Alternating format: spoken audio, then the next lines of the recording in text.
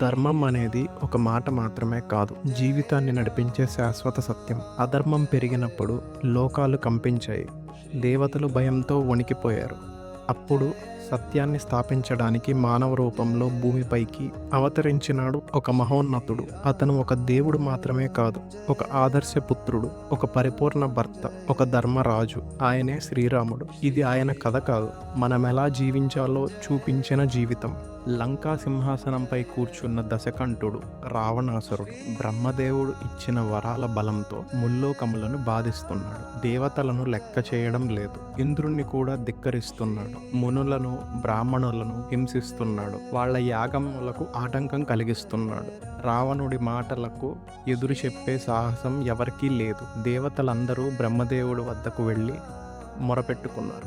ఓ బ్రహ్మదేవ, మీరు ఇచ్చిన వరాల ప్రభావంతో ఆ రాక్షసుడు దేవతలను, మునులను, సజ్జనులను బాధ పెడుతున్నాడు. అతనిని కట్టడి చేయడం మా వల్ల కాదు, ఏదైనా ఉపాయం చెప్పండి అని ప్రార్థించారు. బ్రహ్మదేవుడు ఆలోచించి చెప్పాడు, ఒక ఉపాయం ఉంది. రావణుడు వరాలు కోరేటప్పుడు దేవతల చేతిలో, రాక్షసుల చేతిలో మరణం రాకూడదని అడిగాడు. కానీ మానవుల్ని తక్కువగా చూసి వాళ్ళ చేతిలో మరణం గురించి అడగనే లేదు. అదే రావణుని బలహీనత.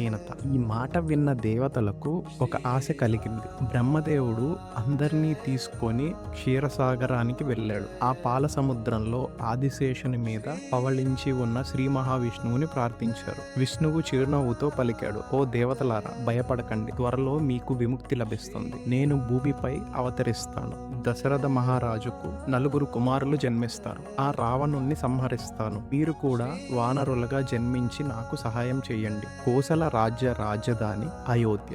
దశరథ మహారాజు ఇంద్రునితో సమానమైన బల పరాక్రమాలు కలిగిన ధర్మాత్ముడు. ఆయనకు ఒక్క లోటు, పుత్ర సంతానం లేదు. గురువు వశిష్ఠుల సలహాతో పుత్రకామేష్టి యాగం ప్రారంభించాడు. వేద మంత్రములు చదువుతూ యాగము పరాకాష్ఠకు చేరుకుంది. ఆ హోమకుండం నుంచి ఒక దివ్యమూర్తి ప్రత్యక్షమయ్యాడు. తేజోవంతుడు, మహావీరుడు. ఆయన చేతిలో ఒక బంగారు పాత్ర. ఓ దశరథ మహారాజా, ఈ పాయసం పాత్రను మీకు ఇస్తున్నాను. ఇది దేవతల చేత తయారు చేయబడిన దివ్య పాయసం. ఈ పాయస పాత్రను నీ భార్యలకు ఇమ్ము, నీకు పుత్ర సంతానం కలుగుతుంది అని పలికాడు. దశరథ మహారాజు అంతఃపురంలోకి వెళ్లి 3 రాణులకు పంచాడు. కాలం గడిచింది. చైత్రమాసం శుక్లపక్షం నవమి తిథి, పునర్వసు నక్షత్రం. 5 గ్రహములు ఉచ్చ స్థానంలో ఉన్నాయి. కర్కాటక లగ్నం, మధ్యాహ్న సమయం. కౌసల్యదేవికి ఒక దివ్య కుమారుడు జన్మించాడు. సర్వలక్షణ సమన్వితుడు, సకల లోకములచే పూజింపతగినవాడు, విష్ణువు యొక్క ప్రథమ అంశ అయినవాడు. ఆయనే శ్రీరాముడు. కైకేయికి భరతుడు, సుమిత్రకు లక్ష్మణ శత్రుఘ్నులు జన్మించారు. ఆ ప్రకారంగా దశరథునికి 3 భార్యల యందు 9 కుమారులు జన్మించారు. ఆ సమయంలో గంధర్వులు గానం చేశారు. అయోధ్యలో సంబరాలు మిన్నుమిట్టాయి. దశరథుడు ఎన్నో దాన ధర్మాలు చేశాడు. రాముడు గజములు, అశ్వములు, రథములు మీద ఎక్కి యుద్ధం చేయడంలో నేర్పు సంపాదించాడు. ధనుర్విద్యనందు ఎక్కువ ఆసక్తి చూపించేవాడు. తండ్రికి సేవ చేయడంలో ఎంతో ఆసక్తి కనపరిచేవాడు రాముడు. రాముడు మంచి రూపవంతుడు, శౌర్యవంతుడు, ఎల్లప్పుడూ ప్రశాంతమైన మనస్సుతో ఉండేవాడు. అందరితో మృదువుగా మాట్లాడేవాడు. ఎవరైనా తనకు చిన్న ఉపకారం చేసినా అమితంగా సంతోషించేవాడు. తనకు ఎవరు ఎన్ని అపకారములు చేసినా వాటిని మనసులో పెట్టుకునేవాడు కాదు. రాముడు అందరితోనూ చాలా కలుపుకోలుగా ఉండేవాడు. ఎన్నడూ అసత్యం పలికేవాడు కాదు. అటువంటి సకల సద్గుణ సంపన్నుడైన రాముని అయోధ్య ప్రజలు తమకు రాజు కావాలని కోరుకునేవారు. దశరథునికి కూడా నా జీవిత కాలంలో రాముణ్ణి రాజుగా నేను చూడగలనా అనే ఆలోచన వచ్చింది. ఒకరోజు విశ్వామిత్ర మహర్షి అయోధ్యకు వచ్చాడు. ఓ దశరథ మహారాజా, నేను చేసే యజ్ఞాన్ని రాక్షసులు భంగం చేస్తున్నారు. నీ కుమారుడు రాముణ్ణి నాతో పంపు. దశరథుడు దిగ్భ్రాంతి చెందాడు. రాముడు ఇంకా బాలుడు మహర్షి, ఆ రాక్షసులను ఎలా ఎదుర్కొంటాడు? నేనే వస్తాను. కానీ వశిష్ఠ మహర్షి మాటలతో దశరథుడిని ఒప్పించి రామలక్ష్మణులు విశ్వామిత్రునితో బయలుదేరారు. అడవిలో భయంకర రాక్షసి తాటకి ఎదురయ్యింది. రాముడు ధనస్సు ఎత్తి శక్తివంతమైన బాణాన్ని సంధించాడు. ఆ బాణం తాటకిని ఛేదించింది. ఆమెను భూమిపై పడగొట్టింది. తరువాత సిద్ధాశ్రమంలో యజ్ఞం ప్రారంభించారు. మారీచుడు, సుబాహుడు దాడి చేశారు. రాముడు మారీచుణ్ణి దూరంగా సముద్రంలోకి విసిరేశాడు. సుబాహుని సంహరించాడు. యజ్ఞం విజయవంతమైంది. ఆ తరువాత గౌతమ మహర్షి ఆశ్రమంలో గౌతమ మహర్షి శాపం వల్ల అహల్య అదృశ్య స్థితిలో ఎవరికీ కనిపించకుండా అక్కడే ఉంది. రాముడు ఆ ఆశ్రమంలో అడుగు పెట్టగానే ఆయన పవిత్ర స్పర్శతో అహల్య శాపం క్రమంగా తొలగింది. ఆమె మళ్ళీ తన దివ్య స్వరూపాన్ని పొందింది. తేజస్సుతో ప్రకాశిస్తూ వినయంతో రామలక్ష్మణులకు నమస్కరించింది. గౌతమ మహర్షి కూడా తిరిగి వచ్చాడు. అహల్యను స్వీకరించాడు. ఆ దృశ్యాన్ని చూసి దేవతలు ఆనందించారు. పుష్పవర్షం కురిసింది. విశ్వామిత్ర మహర్షి రామలక్ష్మణులతో కలిసి మిథిలా నగరమునకు చేరుకున్నారు. మిథిలలో ఒక అద్భుతం ఉంది. అది సాధారణ ధనస్సు కాదు, సాక్షాత్తు పరమేశ్వరుని శివధనస్సు. ఆ ధనస్సు అంత భారంగా ఉంది.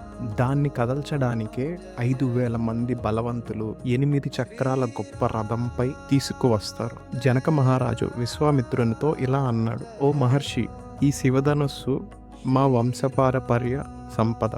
దీన్ని ఎత్తి ఎక్కుపెట్టడానికి ఎన్నో రోజులు రాజకుమారులు ప్రయత్నించారు. కానీ ఒక్కరికి కూడా సాధ్యం కాలేదు. రాజులే కాదు, దేవతలు, గంధర్వులు, అసురులు కూడా ఈ ధనస్సును ఎత్తలేకపోయారు. ఇది మానవులకు సాధ్యం కాదు. మహర్షి విశ్వామిత్రుడు రాముని వైపు చూసి మృదువుగా అన్నాడు: రామ, ఈ శివధనస్సును దర్శించు. రాముడు వినయంగా నమస్కరించి పలికాడు: మహర్షి, ఆజ్ఞాపించండి. అతడు ముందుకు సాగగా అక్కడే ఉన్న మహాపేటికను తెరిచాడు. అందులో దివ్యమైన శివధనుస్సు ప్రకాశిస్తుంది. రాముడు దాన్ని సులభంగా ఎత్తి తన చేతులతో స్థిరపరిచాడు. అక్కడున్న రాజులు, ఋషులు ఆశ్చర్యంతో నిలిచిపోయారు. తరువాత రాముడు ధనస్సుకు నారిని ఎక్కుపెట్టేందుకు ప్రయత్నించాడు. దానిని వంచి తన చెవి వరకు లాగిన క్షణంలోనే గర్జనలతో సమానమైన శబ్దం ఆ ధనుస్సు మధ్యలోనే 2 ముక్కలై విరిగిపోయింది. ఆ శబ్దం పిడుగు పడినట్టు భూమిని కంపింపచేసింది. అక్కడున్న వారందరూ భయంతో స్తంభించి కొందరు మూర్ఛపోయారు. అసాధ్యం అనుకున్నది రామునికి సాధ్యమైంది. శివధనస్సు విరిగిన దృశ్యాన్ని చూసి జనక మహారాజు ఆశ్చర్యంతో నిండిపోయాడు. అతను విశ్వామిత్రునితో ఇలా అన్నాడు: ఓ మహర్షి, ఇది అసాధ్యం అనుకున్న కార్యం దశరథుని కుమారుడు రాముడు సులభంగా సాధించాడు. ఇలాంటి మహావీరుడికి నా కుమార్తె సీతను వరముగా ఇవ్వడం నా భాగ్యం. తరువాత జనకుడు వెంటనే దూతలను పిలిచాడు.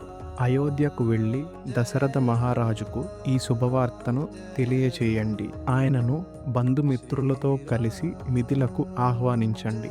దశరథ మహారాజు సమక్షంలో నిలబడి ఇలా తెలిపారు: మహారాజా, మీ కుమారుడు రాముడు అసాధ్యమైన శివధనుస్సును సులభంగా ధనుర్భంగం చేశాడు. జనక మహారాజు సీతాదేవిని రామునికి వివాహమునకు యోగ్యురాలిగా నిర్ణయించారు. ఈ వార్త విన్న దశరథుడు అపారమైన ఆనందంతో నిండిపోయాడు. దశరథ మహారాజు సేనా సమేతంగా వశిష్ఠాది మహర్షులతో కలిసి మిథిలకు చేరుకున్నాడు. జనక మహారాజు స్వయంగా ముందుకు వచ్చి సాదరంగా ఆహ్వానించాడు. ఓ దశరథ మహారాజా, మీ రాకతో మా మిథిల పుణ్యక్షేత్రం అయ్యింది. మీ కుమారుడు రాముడు చేసిన పరాక్రమం అద్భుతమైనది, అపూర్వమైనది. ఇద్దరు మహారాజులు పరస్పరం ఆత్మీయంగా కలుసుకున్నారు. 2 వంశాల కలయికతో ఆ వాతావరణం మరింత శోభించింది. కళ్యాణానికి ముందు వంశ పరంపరను వివరించడం ఆర్య సంప్రదాయం. వశిష్ఠ మహర్షి లేచి నిలబడి గంభీర స్వరంతో ప్రారంభించాడు: ఓ జనక మహారాజా, ఇక్ష్వాకు వంశంలో జన్మించిన వీరు ధర్మాన్ని ఆచరించిన మహానుభావుల పరంపరలో పుట్టినవారు. పరమ ధార్మికులు. బ్రహ్మ నుండి మారీచి, మారీచి నుండి కశ్యపుడు, కశ్యపుడు నుంచి సూర్యుడు, సూర్యుడి నుంచి మనువు, మనువు నుండి ఇక్ష్వాకు. ఆ ఇక్ష్వాకు వంశం అనేక మహారాజులతో విస్తరించింది. ఇప్పటికీ నిరంతరంగా కొనసాగుతూ అయోధ్యాధిపతి దశరథ మహారాజుని మహిమతో విరజిల్లుతోంది. ఇలాంటి మహోన్నతమైన వంశంలో జన్మించిన రామలక్ష్మణులు సర్వలక్షణ సమన్వితులు. నీ కుమార్తెలను వారికి వివాహమాడించడం ధర్మానుకూలమైన శుభకార్యం.